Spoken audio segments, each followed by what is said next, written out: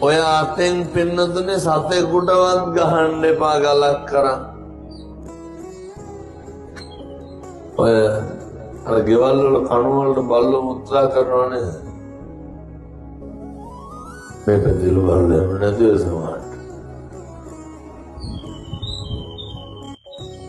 ඇදලා අරින්නත් ගල් භාගවලින්. ගසනවා පින්නතුනේ. මේ අත තියෙන්නේ මොකේද? බල්ලොන්ට ගහන්න.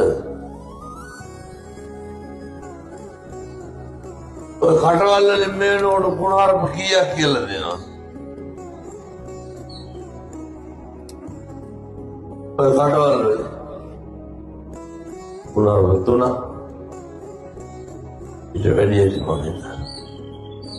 5කට නම් වැඩිපුර කියලා.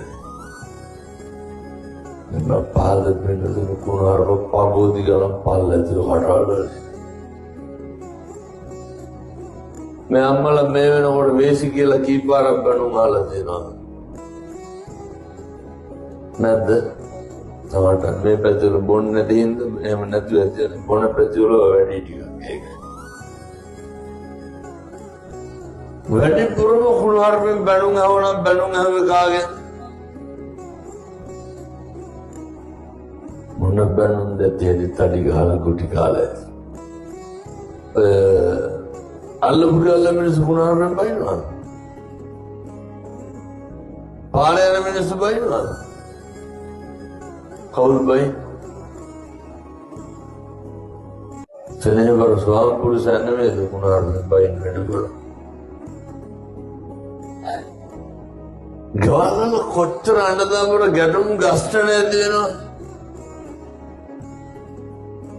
සම්මතක තියාගන්න මේ කට තියෙන්නේ කුසල් කරගන්න විතරයි අකුසල් කරගන්න නෙමෙයි.